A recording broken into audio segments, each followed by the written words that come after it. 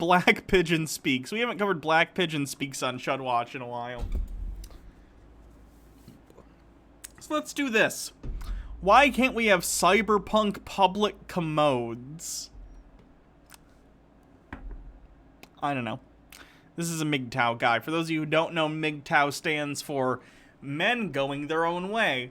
It's quite a misnomer, because these are basically incels that say, hey, we're not going to get all sad about the fact that women don't want to be with us. In fact, we're going to reject women. We don't want anything to do with women. And then they spend all of their time talking about how they think women are terrible. So they're not really going their own way. They're consistently talking about women. Capitalism. Daddy Sume with a bit that I'll look at in a second, and then Dude Spanking Dudes. The joke is, haha, let's write women and laugh at how affable they are. Right, like, that's not a joke. He's just doing that unironically. That's not a joke in and of itself. I feel like right-wingers don't understand what jokes are. Please tread on me. That's right, capitalistic propaganda. Thank you, Thalamon for following. So anyway, MGTOW are basically incels with, I was gonna say with a glow up, but it's not really a glow up, it's just a rebrand. They're rebranded incels.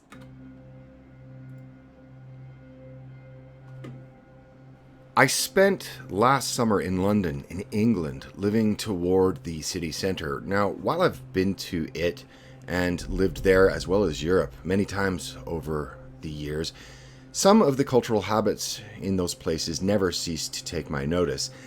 And I think part of the reason for that is... Can we do Red Pill God next week? I mean, maybe we can do him today. I don't know what he's up to.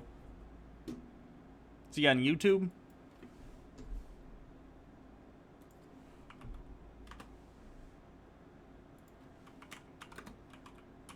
Oh, he's the guy who, I debated that one time. Oh, boy.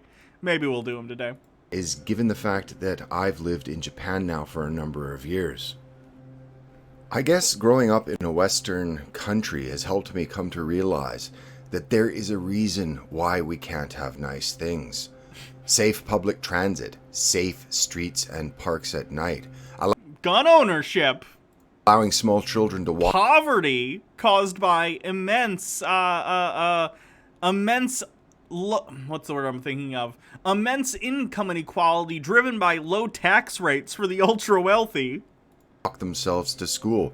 Freedom from vandalism. Freedom from marauding urban youth. In the past several decades, these nice things we just cannot have. And what do translucent, glowing, cyberpunk, Blade Runner-esque public toilets have to do with this? As I compare and contrast Tokyo, the city I currently live in, with the city I lived in last summer, London, plus the greater implications of why we can't have nice things.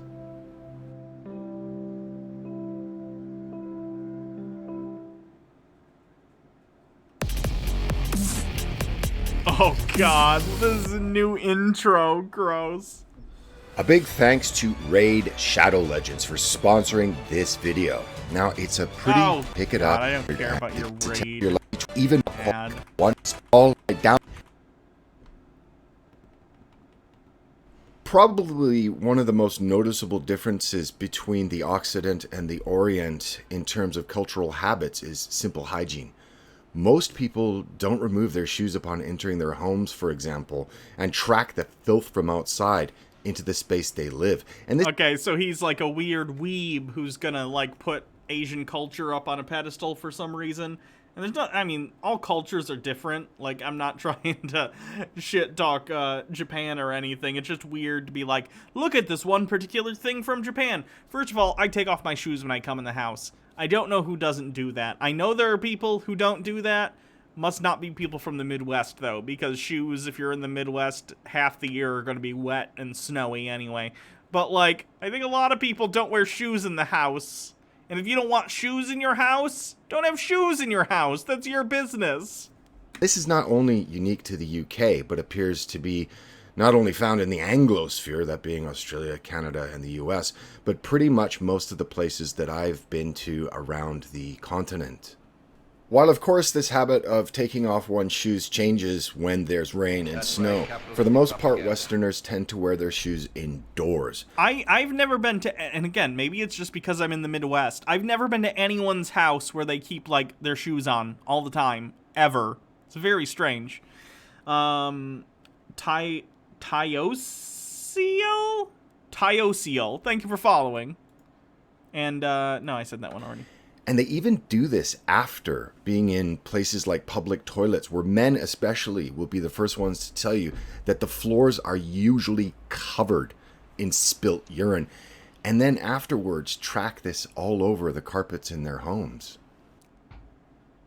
And this is what brings me to the focus of this video. As stated previously, last summer I lived in London, and what I noticed in that city, like many centers in Europe, was the unmistakable foul odor of dried urine after periods with little rain. You could go out in London on a Friday night, turn around into a lane only to see young women squatting down with their skirts hiked up. If we're gonna take a poll of who urinates in public more often, men or women, it's gonna be men by a mile. Like, I'm not saying it's good for anyone to do it, but the fact that he chose a woman in particular for this example is a very strange and pointed choice on his part. 2man642 with 20 bits. Everyone in my family takes off their shoes and wears slippers around the house. Yeah, sure. Relieving themselves on the concrete. I'm pretty sure in most city centers, like giant cities like London or New York or Paris around the world, you're gonna find some weirdos who are gonna pee in public. Probably not as much in Japan because of the high population density, and it's gonna be hard to find some place to do that without someone watching. Nonetheless, I'm sure it happens occasionally. I don't know how common public toilets are in Japan, though, as compared to places like London or the US. On a Saturday night, London smelt. Like, in the US, there aren't a ton of, like, let's say you're in a city somewhere, there aren't a ton of public toilets everywhere. They exist, I'm sure, in certain places, but most of the time, if you want to use a bathroom, you gotta find a business or something that's gonna let you use it. Put simply, quite awful. Now, the reason for this is that beside the few public toilets or pay toilets in places like Hyde Park, the only outdoor public toilets I can remember running across was this standing-only turret-style cylinder that clearly says on the outside that it's for urine only, but was, in fact, on every occasion I was near Trafalgar and felt the need to use it, well, it was generally, almost every time, caked in splattered, malodorous, retch-inducing fecal matter. Yeah, the United States, or this is the UK, but if we're talking about the United States and the lack of public toilets, this goes into a larger issue of lack of public funding for things like this in the United States, whether it's public transport, whether it's public parks, whether it's anything that's a utility for the public. It's been the case that the public sector has been starved. Again, partially due to the lack of taxation of the wealthy, and also a bunch of people in the government who believe that the government should somehow make up, like, have you seen the right-wing response to, like, the post office to say things like, the post office doesn't make any money? And it's like, well, it's not supposed to make money. It's supposed to provide a common good service to the people of the country. Same thing with, like, public toilets and stuff. There's a huge sect of people in the government, people on the right, who believe that if it doesn't make a profit and it just serves to help people, then it's useless and shouldn't be done. It's ridiculous, and they've completely lost sight of the entire purpose of government, but nonetheless, that's what it is. So that's why you see less things that are built for the common good here in the United States. Because let's be real, and anyone who's ever spent any time in central London, the central part of that city, will tell you, it, like many other cities in Europe, because of the lack of this basic civilized necessity, that being clean public toilets, smells oftentimes like an open sewer, where every wall is as good as any other. Even the London Underground was not much help. Some of the larger stations like Paddington had public toilets, but the majority of the smaller stations on the lines that I frequently used didn't. After researching this a bit, the simple answer to why this is the case is that these public toilets just cost the local councils a lot of money. According to a thread on Quora, there are a few businesses like McDonald's that are trying to pick up the slack and allow public use of their toilets, but my experience was that you still need to purchase something to be able to use the toilets in places like McDonald's or Burger King for that matter. Yeah, this is a situation where something should be provided by the government as a public good, but instead, because the government is being starved by right-wingers who don't want people to spend money on anything that might help people, even though it costs taxpayer dollars, so instead you have to have someone from the private sector step up and provide the service at a cost, usually something like that, where you gotta, like, you want to use the bathroom at McDonald's, better buy a Big Mac, or better buy a dollar cheeseburger, or something stupid, like, and that's a problem. That's a problem. Like, let's say you're homeless. Let's say you're homeless in London or the United States, and you need to use the bathroom, and the people at McDonald's won't let you use the bathroom unless you buy something, and you have no money, let's say, this particular day. You usually, like, go out and you panhandle or whatever, but you haven't gotten anything today and you don't have the money to buy something. What are you gonna do? You gotta pee somewhere. So you pee somewhere where no one's paying attention. It's not something that you do for fun. It's not something you like to do, but society has failed in providing you with the resource that is needed when you are at the rock bottom of society in terms of, like, you fell through the safety net because there are so many holes been cut in it in the last 40 years.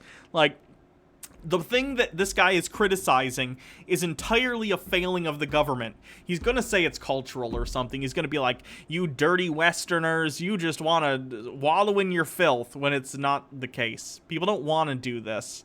The government is being mismanaged at almost all levels. And unless you're in a nice restaurant or such a place, the vast majority of public toilets in the United Kingdom are filthy, smelly, disgusting, and very unpleasant places to be. And this is in stark contrast to not only big metropolises like New York, but also and especially Japan and in particular Tokyo. Greater Tokyo, or Metropolitan Tokyo, has a population of around 38 million people. But as any traveler to this city will notice almost immediately, are a few things that stand out in relation to cities like London. First is the almost total absence of rubbish bins anywhere in the city to be found, but paradoxically, probably the cleanest, most litter-free streets on earth. And the reason behind this is because people are meant to carry their own garbage with them to wherever their destination is and then discard of it there. Even smokers carry around small fireproof cases to discard their cigarette butts in. The streets, the train stations, and also the public toilets are absolutely spotless and clean, in stark contrast to my experiences in London. In Tokyo, at every train station, at every park, and about 90% of convenience stores that are basically ubiquitous. Daddy Sume, that's because they get fined and shamed if they do otherwise, yeah. This in the city, they all provide... Cultural conditions don't exist within a vacuum. They're usually the result of social, economic, or just real-world pressures that cause people to behave in certain ways.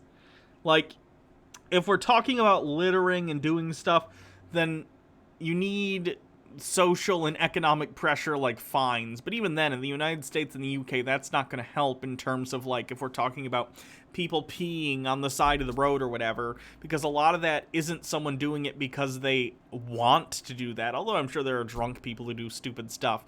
I think it more so has to do with the fact that, again, there's a lack of, like, public facilities, and people who are, like, homeless, for instance, end up in situations where they have no other option. Safe and clean public toilets for anyone's use, with the vast majority of them having toilet seat sanitizers, toilet seat warmers for use in the winter, and complete with a shower bidet. There are usually buttons to dry your backsides off with, and even options for shy women to have bird noises playing while they take care of their business. Actually, the high-tech nature of Japanese shower WCs has long been... Can I just say, I got a bidet a while back, and I've been using it consistently for, like, I don't know, maybe 6 months. It's amazing. Get a bidet, people. You'll never feel so clean. in one of the first topics of conversation with newly arrived people. Like, you can get one on Amazon that just hooks up to your regular toilet. It's bonkers. And the fascination that surrounds them. And the thing to remember is that all of these spotless, clean, and beautiful toilet spaces are absolutely free. But now it would seem the Japanese have taken their considerable penchant for cleanliness to the next level. In the Shibuya ward of the city near Yoyogi Park, transparent public toilets have now been installed in 5 public locations with plans for 17 more. So that the prospective customer, the reason for the transparency is that the prospective customer can inspect the cleanliness of the toilet from the outside, so as to be able to decide whether to use it or not. While the transparent nature of the toilets might fill some with anxiety, and I'm sure a small minority of exhibitionists with a... Honestly, I'm more concerned, like, I think the frosted glass that turns on is very cool. I've seen stuff like that before. But look at the corners of this. You can see right inside of it. I'd have a problem with that. Sense of thrill. I'm a shy pooper, though. The toilets themselves are built using what is called smart glass that turns opaque once the cubicles are occupied and you are doing your business. According to the nonprofit that constructed them, there were 2 main concerns when they were constructing public toilets, especially those being located in parks. And the first is whether the toilet is itself Japan has a huge problem with peeping toms and voyeurs. Clean inside. But the I don't know anything about it. Is that there is no one secretly waiting inside. And this is quite important in a city that is infamous for its legions of hentai, or perverts, that secretly equip cameras in public toilets to film unsuspecting victims. And adding to the cyberpunk or Blade Runner-esque look of Tokyo, these toilets at night light up in the parks and look like gigantic, beautiful lanterns. Does this guy get that, like, cyberpunk and Blade Runner are not things to aspire to? Like, if you like the aesthetic, I guess that's one thing, but, like, the aesthetic of cyberpunk is explicitly sort of corporatist and dystopian. Like, you're not supposed to look at Blade Runner and go, oh, yeah, that looks great, I want to live in that. Like, that's not what you're supposed to think when you watch Blade Runner. Even the fading pop... Literally, like, there were some right-wingers talking about, like, Cyberpunk's 2077, which is coming out this year, and being like, I don't want politics in this game. And it's like, it's a cyberpunk game, bud. Do you know what cyberpunk is? It'd be like saying, like, I don't want politics in my Fallout game. Like, yeah, that game about nuclear proliferation and capitalism gone wild, it sure would be a shame if any politics got into your video games. Donna said of Japanese toilets back in 2005 that she missed them after more than a decade outside of the country. And I must confess, when abroad, I do too. Because there's nothing quite like going from a heated seat bidet toilet in a spotless WC to a fecal matter encrusted urinal and foul-smelling streets that places like the United Kingdom's capital, London, has to offer. And none of this is to say that there aren't other cities that are even more infamous for their streets being paved in human waste, at least in the Western world. Perhaps the most famous on Earth right now would be the brown-strewn streets of San Francisco, saying nothing of the many other large American and Canadian metropolises that too are encrusted in excrement. Much of this would be funny if it wasn't so tragic, because it was the Romans that had this figured out 2,000 years ago. Can we not fetishize the Romans? Like, we can talk about Rome and how it was like an amazing civilization, but also, you know what else Rome did? They slaughtered, conquered, and crucified people. Like, I get it. Rome built crazy, amazing things. You know what else they had? Slavery. Let's not, shall we? Can we not fetishize Rome? That'd be great. They installed public commodes in the centers of their cities throughout their empire, but it would seem their heirs, centuries later, can no longer get this basic civic service in their modern cities to function any longer. Thus, the stench of London and the brown of San Francisco.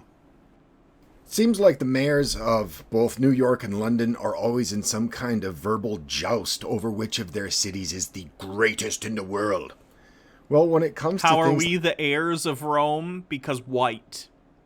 Because white. He's making an implicit connection between Romans and white people. like safe and clean streets, and frankly, a safe, clean, and hygienic way to answer nature's call while in public, Tokyo has both of these cities beaten hands down, but especially the latter. Tokyo displays the kind of civilized behavior that Western cities should at least attempt to rediscover and or emulate. Don't get me wrong, I really, really like London, but if I'm honest, it is a filthy, grimy, and smelly place overall, even if I do like it, and it's not at all safe. I can't say the same about Tokyo, though, and the reason is pretty clear. Tokyo still has what's been lost in Western towns and cities. Social cohesion. Tristo 1360, they don't work because people like you make sure they don't work. Yep. Civic pride. Social cohesion is a white nationalist code word for we can't have social cohesion because we're all different colors. It's very stupid. High trust.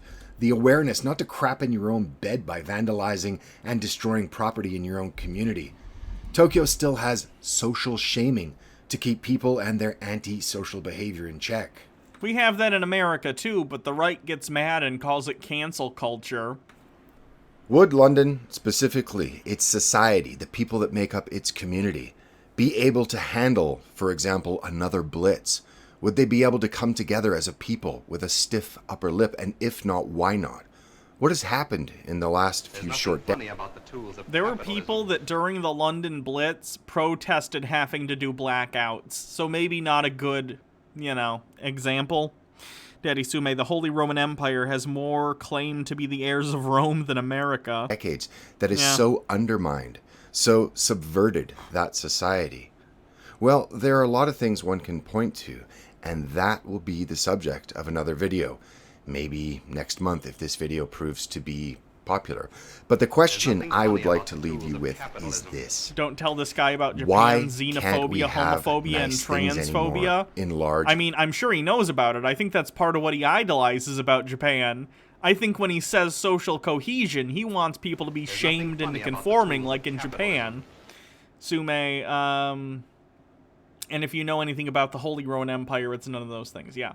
There's a joke that goes, the Holy Roman Empire, it wasn't holy, it wasn't Roman, and it wasn't an empire. Cities in the Western world. That's the joke my history teacher used to make. World. Why can't Los Angeles? Why can't San Francisco? Why can't London have nice cyberpunk Blade Runner-esque glowing see-through public toilets? Ask yourself that question. Thanks. Because right-wing politicians have starved the beast to the extent that the government is non-functional. Thanks for asking.